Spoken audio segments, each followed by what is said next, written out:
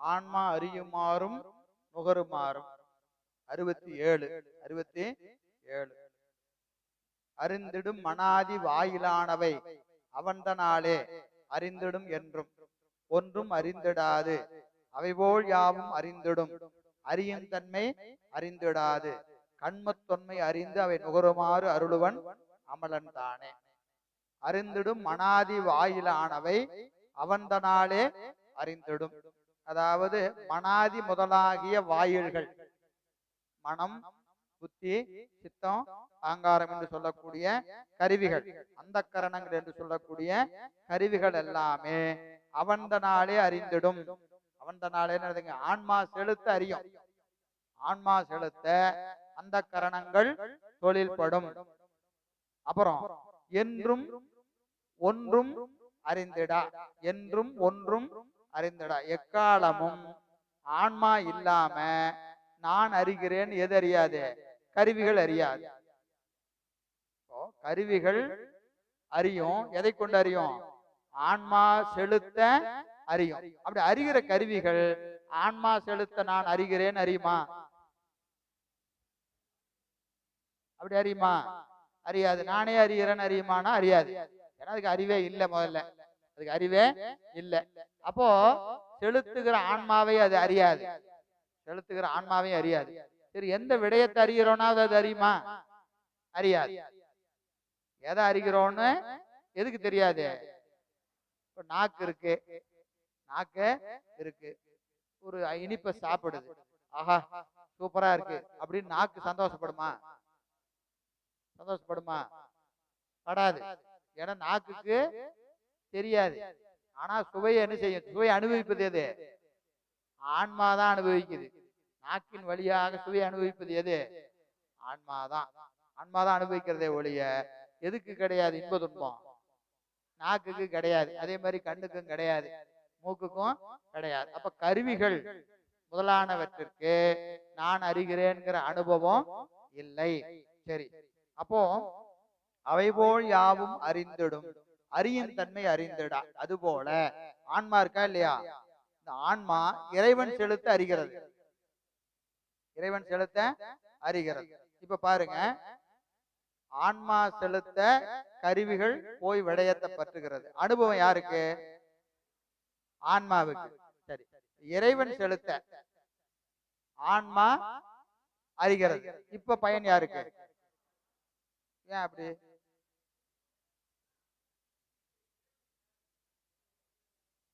Logic கரெக்டா வரணுமா இல்லையா? ஆன்மா செலுத்த கருவிகள் அறிகிறது. பயன் யாருக்கு? செலுத்துறவனுக்கா செலுத்தப்பட்டதுக்கா? செலுத்துறவன் யாரு? ஆன்மா. இப்போ ஆன்மா செலுத்த கருவி காணுது. பயன் யாருக்கு? ஆன்மாவுக்கு. அப்படியே ஒரு ஸ்டெப் பின்னாடி வந்தீங்கன்னா இறைவன் செலுத்த ஆன்மா அறிகிறது. அப்ப பயன் யாருக்கு வரணும்? இறைவனுக்கு இல்லங்கிறது கரெக்ட். ஏன் இல்ல சொல்லுங்க?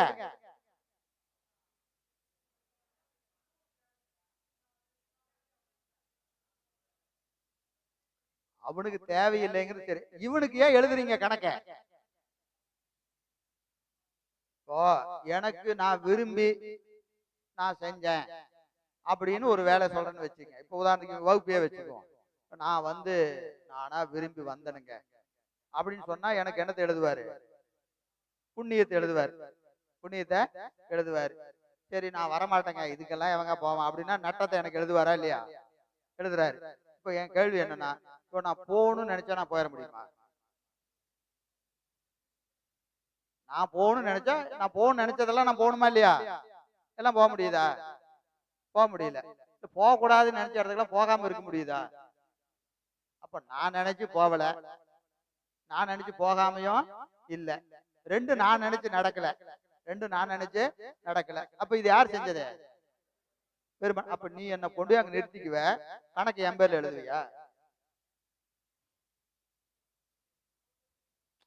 வேலைக்காரன் இருக்கிறான், போய் அங்க போய் நில்றாங்கிறான். நின்ன உடனே ஏடாங்க நின்னா, ஏங்க நீங்க தான் போய் நிக்க சொன்னீங்க, நான் நின்ன.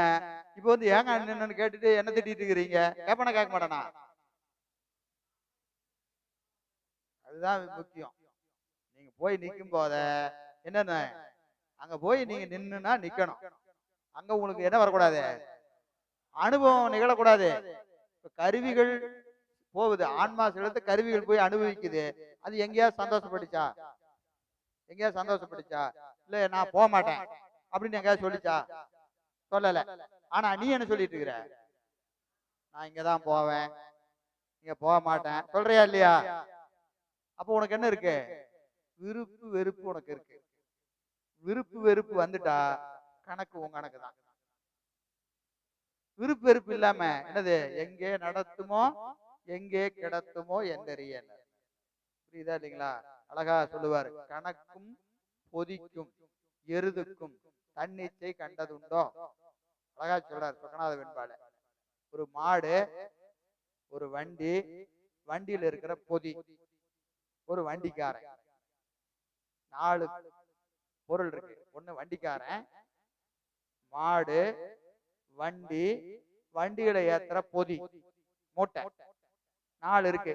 இந்த 4ல எங்கேயாவது இந்த வண்டி நான் இந்த மூட்டையை தான் ஏத்துவேன், சந்தனத்தை தான் ஏத்துவேன், எரும மாட்டைய ஏத்த மாட்டேன், இதை ஏத்துவேன் இதை ஏத்த மாட்டேன்னு வண்டி என்னைக்காவது சொல்லியிருக்கா? சொன்னதில்லை.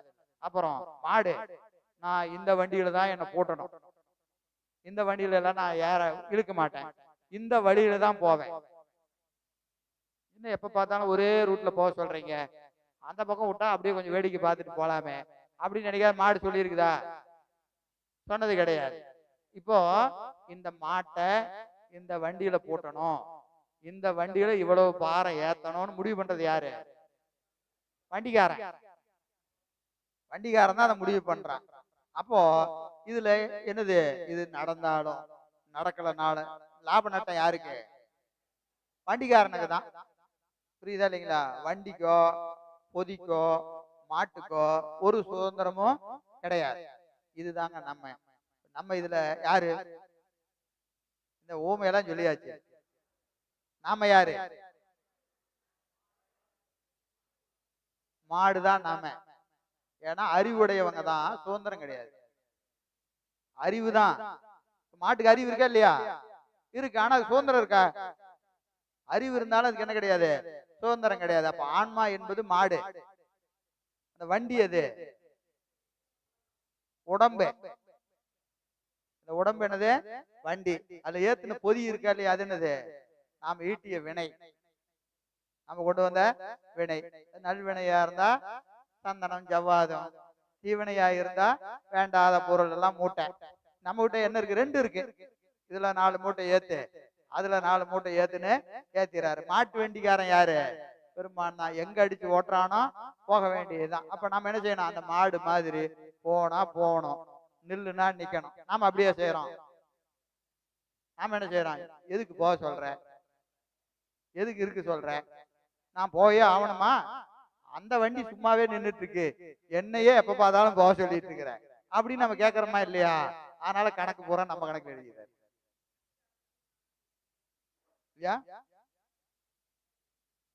எங்கேயும் போவாது, அது பழக்கப்பட்ட ரூட்லயே தான் போவோம். எங்கேயும் போவாது, அது பழகின ரூட்லயே போவோம். அதுக்கு அவன் பழக்கி வச்சிருக்கிறான். அதுக்கு அவன் தான் பழகி வச்சிருக்கிறான். இந்த ரூட்ல போகணும்னு அவன் தான் பழகி வச்சிருக்கிறான். அதனால அது அப்படி இருக்கும். எனவே அந்த வகையில ஆன்மா செய்கிற அந்த அனுபவங்களுக்கு ஆன்மாதான் பொறுப்பு. காரணம் என்னது? தன்முனைப்பு. தன்முனைப்பு இருக்கிற வரைக்கும் எல்லாம் நம்ம கணக்குல தான் எழுதப்படும். ஞானிகள் என்ன செய்யறாங்க? அந்த மாடு மாதிரி, மாடு மாதிரி என்னது, போனா போறையா, ஏயா நிக்கிற, இதெல்லாம் இப்படி நட்டமாயிருமே, எனக்கு அதை பத்தி என்ன கவலை, லாபம் வந்தா என்ன, நட்டம் வந்தா என்ன, நடந்தா என்னையா நடக்காட்டி என்னையா, அதை பத்தி அவங்களுக்கு என்ன கிடையாது, எந்த கவலையும் கிடையாது. எந்த கவலையும் கிடையாது. நமக்கெல்லாம் என்னதுங்க, ஐயோ நடக்கலன்னா இப்படி ஆயிருமே, நடந்தா இப்படி ஆயிருமே. ஏன்னா நம்ம என்ன நினைச்சுட்டு இருக்கிறோம்? நம்ம தான் அந்த காரியத்தை செஞ்சுக்கிட்டு இருக்கிறோம். நம்ம தான் அந்த காரியம் செஞ்சிருக்கோம். நம்ம இருக்கிறதுக்கு முன்னாடி அது நடந்துட்டு தான் இருந்துச்சு, நமக்கு பின்னாடி அது நடந்துகிட்டு தான் இருக்கும். இப்ப நமக்கு அங்க என்ன செஞ்சிருக்கிறாருங்க? ஒரு வாய்ப்பு கொடுத்திருக்கிறார். ஒரு வாய்ப்பு. இப்ப இந்த இடத்துல நான் வரத்துக்கு முன்னாடியும் பாடம் நடந்தது, இனிமேலும் பாடம் நடக்கும். இதுல நான் எனக்கு என்ன செஞ்சிருக்கிறாரு? ஒரு வாய்ப்பு இன்னைக்கு கொடுத்துருக்கிறாரு.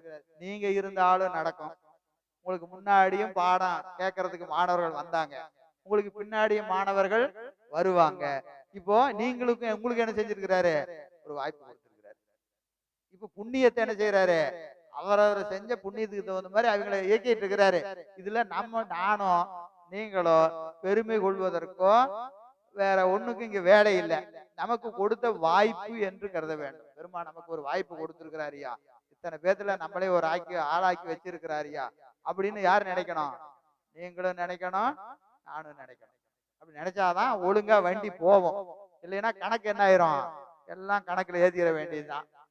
அவங்க கணக்குல ஏத்த வேண்டியதான். நான் இல்லைன்னா நீ இல்லைன்னா கணக்கு நம்ம கணக்கு தான் வந்துடும். எனவே இறைவன் என்ன செய்வானுங்க, கண்மத்தொன்மை அறிந்து, கண்மத்தொன்மை அறிந்து அவை நுகருமாறு அருளுவன் அமலன் தானே. அமலன்னா அந்த மல சம்பந்தம் இல்லாத முதல்வன் அந்தந்த ஆன்மா செய்கிற வினைக்கு தக்கவாறு. அந்த பாடல் பாருங்க, முதலே போட்டாச்சு. வினைக்கு தக்கவாறு, வினைக்கு தக்கவாறு ஆன்மாக்களை என்ன செய்வானுங்க, அந்தந்த போகத்தை நோக்கி செலுத்துவான். போகத்தை நோக்கி செலுத்துவான். எனவே என்னது, கருவிகளுக்கு சுதந்திரம் கிடையாது, ஆன்மாவுக்கும் சுதந்திரம் கிடையாது.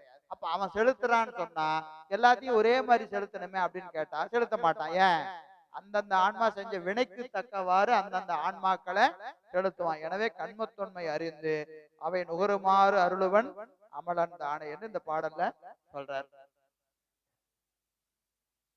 5 தான்.68 ஞான வாய்மை. இப்ப உணர்த்தும் தன்மை முடிந்து இப்ப என்னதுங்க, ஞான வாய்மை. காட்டிடும் கரணம் ஒன்றும் இல்லையேல் காண ஒணாதாம், நாட்டி இவற்றால் ஞானம் நணுகவும் ஒண்ணா, முன்னம் ஈட்டிய தவத்தினாலே இறை அருள் உருவாய் வந்து கூட்டிடும் இவற்றை நீக்கி குறைகளல் குறுகுமாறு. காட்டிடும் கரணம் ஒன்றும் இல்லையேல் காண ஒணாதாம், அதாவது கருவிகள் இல்லாத நிலையில அந்த ஆன்மாவினுடைய அறிவு என்ன ஆகும் அப்படின்னு கேட்டீங்கன்னா, சுத்த கேவலமே முத்திங்கிறாங்க. சுத்த கேவலமே முத்தி என்ன அப்படின்னா, ஆன்மாவுக்கு முதல்ல எப்படி இருந்ததுன்னா, கருவிகள் கூடாத நிலையில ஆன்மாவின் அறிவு சுத்தமா இருந்தது. சுத்தமா இருந்தது. சொல்றவங்க யாரு, பாடானவாத சைவர். பாடானவாத சைவர். முதல்ல ஆன்மா எப்படி இருந்ததுங்க, ஆணவ மலம் இல்ல. பாடானவாத சைவரை பொறுத்த வரைக்கும் ஆணவ மலம் முன்னாடி இல்ல. ஆன்மா எப்படி இருந்துச்சு, சுத்தமா இருந்துச்சு. பிறகு இறைவன் என்ன செய்யறான், கருவிகளை எல்லாம் கூட்டுறான், கருவிகளை எல்லாம் கூட்டுகிறான். பிறகு அது சகலத்துக்கு வந்துருச்சு. இப்ப கருவிகளை விட்டாவே அதுக்கு என்ன பேரு, முத்தின்னு பேரு. ஏன்னா ஏற்கனவே அது எப்படி இருந்துச்சு, சுத்தமா தான் இருந்துச்சு. சுத்தமா இருந்தது இப்ப கருவிகளோடு கூடியதுனால இதுக்கு மயக்கம் வந்துருச்சு. இப்போ கருவி விட்டுட்டு என்ன ஆயிரும், சுத்தமாயிரணுமா இல்லையா, சுத்தமாயிரணுமா இல்லையா, அதுதான் முத்தி. கருவிகளை விடுதலே முத்தி, கருவிகளை முடிவதே முத்தி என்பது யாருடையதுங்க, பாடானவாத சைவருடைய கருத்து. இதுக்கு என்ன மறுப்பு அப்படின்னு கேட்டீங்கன்னா, இப்போ முன்னாடி அனாதி கேவலம், அனாதி கேவலத்துல ஆன்மா எப்படி இருந்ததுன்னு சொல்ற, சுத்தமா இருந்ததுன்னு சொல்ற. அவ்வளவு ஆராய்ச்சி எல்லாம் வேண்டாயா, அவ்வளவு ஆராய்ச்சி எல்லாம் வேண்டாம். ஏன்னா அது இப்ப நமக்கு இன்னும் எத்தனை பிறவிக்கு முன்னாடி அதெல்லாம் நமக்கு தெரியாது, அதெல்லாம் நமக்கு இப்ப தெரியாது. அப்போ உனக்கு எளிமையா ஒரு கேள்வி கேட்கிறேன், கருவியை விட்டுட்டா உனக்கு என்ன வரும், சுத்த நிலை வந்துரும், முத்தி நிலை வந்துரும், அப்படிதானே சொல்ற, சரியா? அப்போ நீ கேவல துரியத்தில் இருக்கும் போது முத்தியில் இருக்கிறையா? கேள்வி புரியுதா? கேவலத்துல துரியாதீதம்னு சொன்னமா இல்லையா? எங்க மூலாதாரத்துல உயிர் கிடக்கும், கருவியே இல்லாம இருக்கும் அப்படின்னு படிச்சோமா இல்லையா? அப்ப கருவியெல்லாம் விட்டுருச்சா இல்லையா? புருடன் மட்டும் கிடக்குது, கருவி எல்லாம் விட்டுருச்சு அப்படின்னா அப்ப அது சுத்த நிலையா? அப்ப சுத்த நிலைன்னா உனக்கு என்ன இருக்கணும்? விழிப்பு நிலையை விட கேவல நிலையில உனக்கு அறிவு நல்லா விளங்கணும். கருவியை விட விட என்ன ஆகணும்? அறிவு விளங்கணும் தானே? கருவி தானே உனக்கு இடைஞ்சல. புரியுதா இல்லைங்களாங்கய்யா? கருவி இல்லாத நிலையில நான் நல்லா இருந்தேன், கருவி வந்ததுனால எனக்கு அறிவு குறைஞ்சு போச்சு. இப்ப நான் கருவியை விட ஆரம்பிக்கிறேன். 96, 35, 25 இப்ப கருவி நான் விட்டுக்கிட்டே வரணும் இல்லையா? இப்ப கருவி விட விட என்ன ஆகணும்? அறிவு விளங்கணும். ஆமா ஆமா, அதெல்லாம் ஒத்துக்கிறாங்க. அதெல்லாம் ஒத்துக்கிறேன். பாடானவதை செய்வர அதெல்லாம் ஏத்துக்கிறாங்க. சரிங்களா? எனவே கருவிகளை விட விட என்ன ஆகணும்? அறிவு விளங்கணும். விளங்குதா? ஏன் விளங்கல? ஏன் விளங்கலன்னா கருவியை விட்டா நீ ஆணவத்துல போய் விழுவ. கருவி விட்டீனா ஆணவத்துல போய் விழுவ. எனவே கருவிகள் இல்லாத நிலையில நீ சுத்தமா இருந்தங்கிறது ஏற்றுக்கொள்ள முடியாது. ஏன்னா இப்ப கண்ணுக்கு முன்னாடியே கருவி விட்டீனா எங்க போற? ஆணவத்துக்கு தான் போற. ஆணவத்துக்கு தான் போற. அப்ப கருவி இல்லாத நிலையில நீ எப்படி இருந்திருப்ப? ஆணவத்தோட தான் இருந்திருப்ப. ஆணவத்தோட தான் இருந்திருப்ப. எனவே நீ சொல்வது என்ன ஆகாது? பொருத்தமுடையதே இல்லை. சரி, அடுத்தது சங்கரவாத சிவ சங்கராந்தவாதி. சிவ சங்கராந்தவாதி என்ன சொல்றான்னா, கருவிகளோடு கூடி சிவத்தை அனுபவிக்கலாம். சிவத்தை எப்படி அனுபவிக்கலாம்? கருவிகளோடு கூடி அனுபவிக்கலாம் அப்படின்னு சொல்றவன் யாருங்க? சிவ சங்கராந்தவாதி. சிவ சங்கராந்தவாதி. அதுக்கு என்ன சொல்ற? நாட்டிய இவற்றால் ஞானம் நணுகவும் ஒண்ணா. நாட்டிய இவற்றால் ஞானம் நணுகவும் ஒண்ண. இப்போ கருவிகளோடு கூடி நீ சிவத்தை அறியலான்னு சொன்னா அருளே தேவையில்லை. ஏன் இப்பெல்லாம் நம்ம எப்படி இருக்கிறோம்? கருவிகளோடு கூடிதானே இருக்கிறோம். அப்ப இப்பவே நம்ம என்ன செய்யணும்? சிவத்தை அனுபவிக்கணுமா இல்லையா? அப்படி ஏதாவது நடக்குதா? அப்படி ஒண்ணு இல்லை. அப்ப கருவிகளோடு கூடி என்ன செய்ய முடியாது? சிவத்தை அனுபவிக்க முடியாது. சரி, இப்ப மொத்தமா என்ன சொல்ல வர்றீங்க? கருவியை விட்டாலும் அனுபவிக்க முடியாது, கருவியோட இருந்தாலும் இப்ப இந்த ரெண்டு தானே நம்ம கையில இருக்க ஆப்ஷனே. இப்ப நம்ம கையில இருக்கிறது கருவி. கருவிகள் நம்ம கையில இருக்கா இல்லையா? விடுறதா வேண்டாமா? விட்டா கேவலம், இருந்தா என்னது? கருவி இருந்தா அதுக்கு என்ன பேரு? சகலம். கருவி இருந்தா சகலம், கருவியை விட்டா கேவலம். கருவியை விட்டாலும் சிவன் தெரியாதியா? கருவி இருந்தாலும் சிவன் தெரியாது. அப்ப எப்பதாங்க சிவன் தெரியறது? எப்படி தெரியுதா? முன்னம் ஈட்டிய தவத்தினாலே. என்ன செஞ்சிருக்கணும்? பல பிறவியில சிவபுண்ணியம் செஞ்சீனா, பல பிறவியில சிவபுண்ணியம் செஞ்சா இறையருள் குருவாய் வந்து கூட்டிடும். சுத்தம் வரணும்னா சுத்தத்துக்கு முன்னாடி யாரு வரணும்? குருநாதன் வரணும். குருநாதன் எப்பங்க வருவான்? மிக்கு தவம் செஞ்சா. மிக்கு தவம் செஞ்சா. அது அழகா சிவஞான போதத்துல சொல்லுவாரு. ஈண்டு மேற்சரியை கிரியா யோகங்களை செய்துளி நன்னெறியாகிய ஞானத்தை காட்டி அல்லது மோட்சத்தை கொடா. தவம்னா என்ன? மேற் சரியை கிரியா யோகங்களை செய்துளி. அப்ப தவம் என்பதற்கு என்னதுங்க? சரியை கிரியா யோகம். சரியை செஞ்சிருக்கணும், சரியின் பயனாய் கிரியை செஞ்சிருக்கணும், கிரியையின் பயனாய் யோகத்தை செய்திருக்கணும், யோகத்தை முற்றுவித்திருக்கணும், யோகத்தை முற்றுவித்திருக்கணும். அந்த ஆன்மாக்கள் தான் ஞானம் பெறுவதற்கு தகுதியுடையது. இப்ப ஞானம் பெறணும்னு சொன்னா என்ன செஞ்சிருக்கணும்? சரிகிரி யோகத்தை முற்றுவித்திருக்கணும். அப்படி முற்றுவித்தாதான் என்ன விளையும்? ஞான விளையும். அந்த ஞானத்திற்கு ஒரு அடை போட்டாரு, நன்னிய. என்னதுங்க? அங்க அந்த ஞானத்திற்கு என்ன செய்யறாருங்க? அந்த நன்னெறியாகிய ஞானம், நன்னெறியாகிய ஞானத்தை காட்டி அல்லது ஞானத்தை கொடுக்காம வீடு பேருக்கு போகவே முடியாது, போகவே முடியாது. அப்ப வீடு பேருக்கு போகணும்னு ஆசை இருந்தா முதல்ல என்ன வரணும்? ஞானம் பிறக்கணும். ஞானம் பிறக்கணும்னா முதல்ல என்ன செஞ்சிருக்கணும்?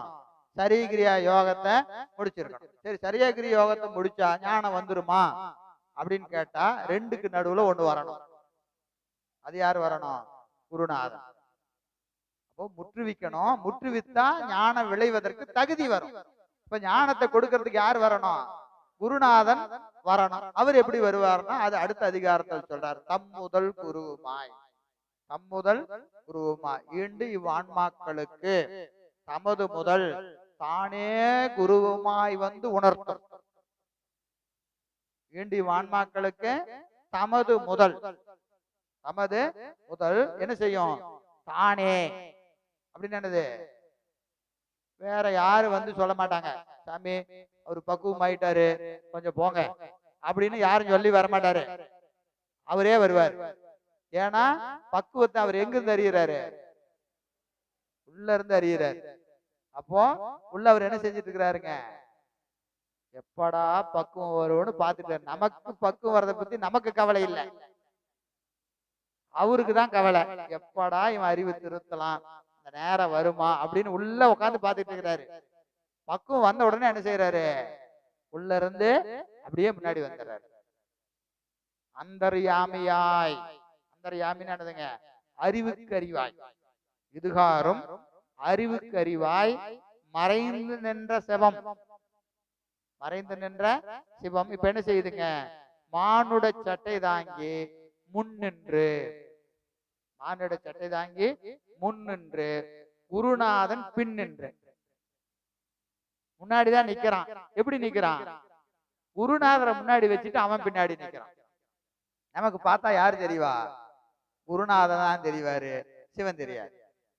சிவம் தெரியாது. அதாங்க சொல்றாரு. என்னங்க? குருநாதன் பின் நின்று ஆன்மாவுக்கு முன் நின்று என்ன செய்வான்? ஞானத்தை உணர்த்தும், ஞானத்தை உணர்த்தும். அப்ப ஞானம் என்பது என்ன அப்படின்னா உபதேசம், அவன் கொடுக்கிற உபதேசம். உபதேசம் என்பது 5 எழுத்து உபதேசம், சாதனை செய்வதற்கான உபதேசம் என்று அது விரிந்து 8, 9, 10 3 உபதேசம் தான். 8ஆம் நூற்பாவும் உபதேசம் தான், 9வது நூற்பாவும் உபதேசம் தான், 10ஆம் நூற்பாவும் உபதேசம் தான். அதற்கு ஒவ்வொரு இடத்துலயும் ஞானத்துக்கு பொருள் மாறிக்கிட்டே வரும். முதல்ல வந்தது என்ன ஞானம்?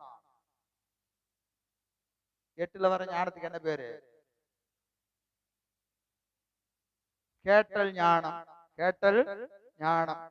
9ல சிந்தித்தல் ஞானம், 10ல தெளிதல் ஞானம். அப்போ கேட்டல் ஞானம் என்பது உபதேசத்தின் வழியாக பெறுகிற ஞானம். 9 என்பது என்னதுங்க? சாதனா ஞானம். அதுக்கு என்ன பேரு? சாதனா ஞானம். கேட்ட பொருளை சிந்திக்கணும், கேட்ட பொருளை சிந்திக்கணும். கேட்ட போது ஒரு அனுபவம், கேட்ட பொருளை சிந்திக்கின்ற போது ஒரு அனுபவம், சிந்தித்த பொருளை தெளிகிற போது ஒரு அனுபவம். 3 அனுபவம் இருக்கு. உதாரணத்துக்கு பாடம் கேட்கறீங்க, கேட்கிற போது ஒரு அனுபவம் நிகழும் இல்லையா? இத்தனை நாள் கேட்கலையே, புதுசா இருக்கே அப்படின்னு கேட்கிற போது ஒரு அனுபவம். பிறகு என்ன செய்யணும்? என்ன செய்யணும்? புத்தகத்தை கொண்டு போய் வச்சுட்டு அடுத்த வாரம் வகுப்பு இருக்கும் போது அந்த புத்தகத்தை எடுத்துட்டு வரணும். அப்படியா? கேட்ட பொருள் என்ன செய்யணும்?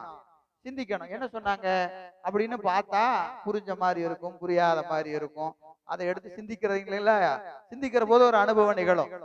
பிறகு அழிவு தெரிஞ்ச பிறகு ஒரு அனுபவம் நிகழும். அப்ப 3 அனுபவம், வேற வேற அனுபவம். கேட்பது அனுபவம் வேற, சிந்திக்கிற அனுபவம் வேற, தெளிகிற போது பெறுகிற அனுபவம் வேற. அந்த வகையில அந்த இறையருள் குருவாய் வந்து கூட்டிடும், இறையருள் குருவாய் வந்து கூட்டிடும். இவற்றை நீக்கி, எவற்றை நீக்கி? கேவல சகல நிலைய நீக்கி, கேவல சடைய நிலையை நீக்கி, இரண்டையும் நீக்கி என்ன செய்யும்? குறைகளல் குறுகுமாறு இறைவனது திருவடியை கலப்பதற்குரிய அந்த ஞானத்தை, பதிஞானத்தை குருநாதன் விளக்க ஆன்மா பெறும் என்பதை இந்த பாடல்ல சொல்றார். யா என்னன்னு கேக்குறீங்களா? சிவபுண்ணியம், திருப்பியும் பசு புண்ணியம், பதி புண்ணியம், ரெண்டுக்கு என்ன வேறுபாடு?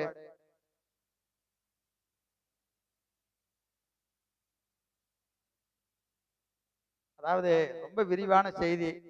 சித்தியார்ல ஒரு இடத்துல ரொம்ப எளிமையா சொல்றாரு. பாவம்னா என்ன, புண்ணியம்னா என்ன, சிவபுண்ணியம்னா என்ன, ஒரே பாட்டுல ரொம்ப சிம்பிளா சொல்றாரு. இத வேற எல்லாம் ரொம்ப அவ்வளவு காம்ப்ளிகேட்டா பண்ண வேண்டிய அவசியம் இல்லை. நூல்வழி நில்லாமை பாவம். நூல்வழி நில்லாமை பாவம் அப்படின்னு என்னது? அறநூல்கள திருக்குறள் இருக்கு, ஆத்திச்சூடி இருக்கு, இதெல்லாம் ஏகப்பட்ட நூல் இருக்கு. அந்த நூல்ல இதெல்லாம் செய்யணும், இதெல்லாம் செய்யக்கூடாதுன்னு சொல்லி இருக்கிறாங்க. அதுல சொன்னதெல்லாம் செய்யணும், செய்யாதத செய்யாம இருக்கணும். அதுக்கு முரணா நின்னீங்கன்னா அதுக்கு என்ன வந்து சேரும்? பாவம் வந்து சேரும். நூல் வழி நில்லாமை பாவம். நூல் வழி நில்லாமை பாவம். சரி, புண்ணியம்னா என்ன அப்படின்னா, நூல் வழி நின்று அருள் வழி நில்லாமை புண்ணியம். நூல் வழி நின்று அருள் வழி நில்லாமை புண்ணியம்.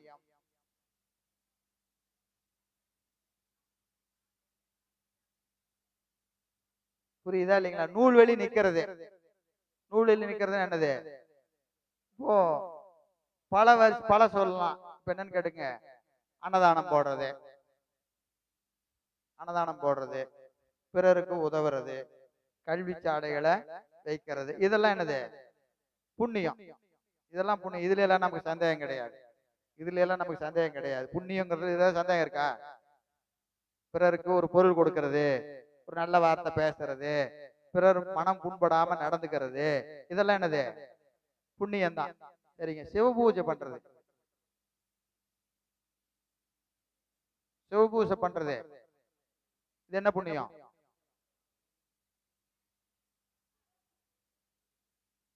சிவபுண்ணியம் அப்படின்னு நம்ம நினைச்சுக்கிட்டு இருக்கிறோம். புரியுதா இல்லைங்களா? அங்கதான் வச்சாரு யாரு? அருள்நந்தி சிவம். சிவபூசைய செஞ்சாலும், சிவபூசைய செஞ்சாலும் நான் செஞ்சேன்னு சொல்லிட்டீங்கன்னா அது புண்ணியமாயிரும்.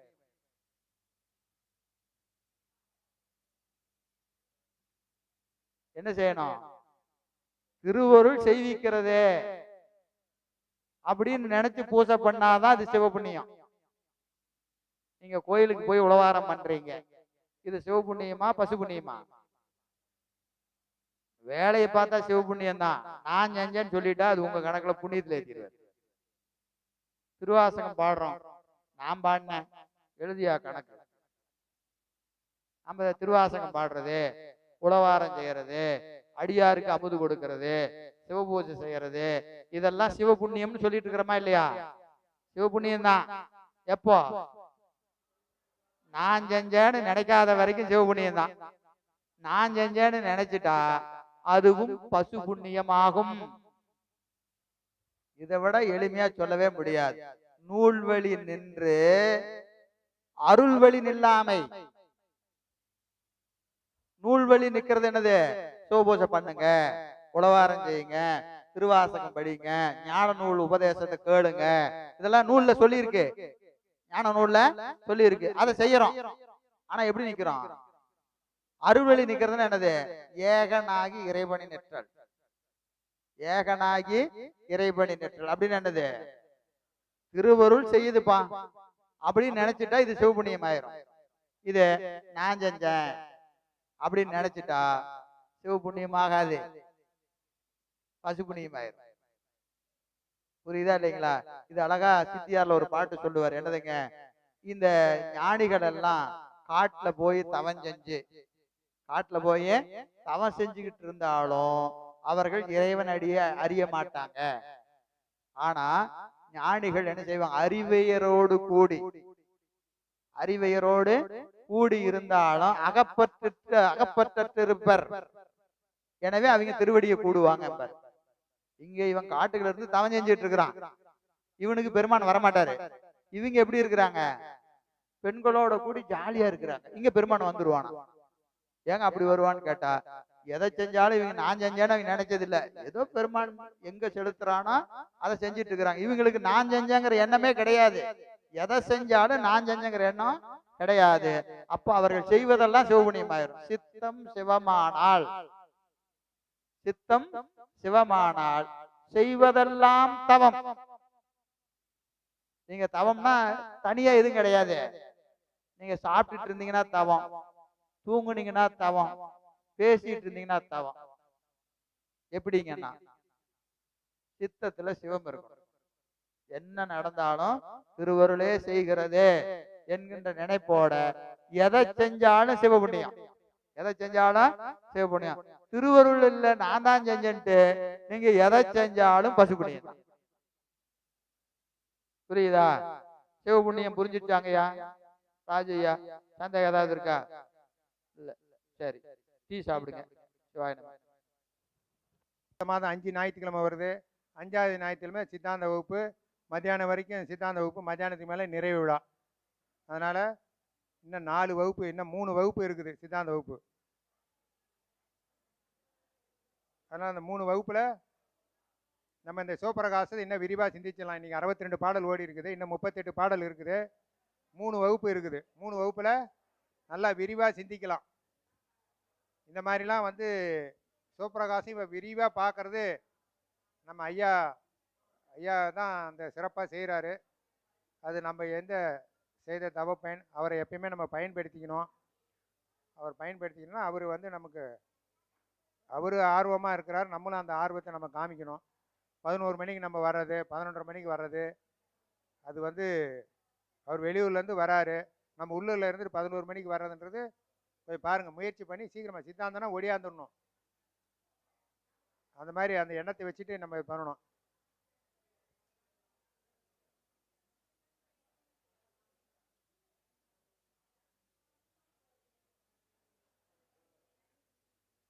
டீ சாப்பிட்டு இருக்கிறாங்க, பண்ணிடலாம்.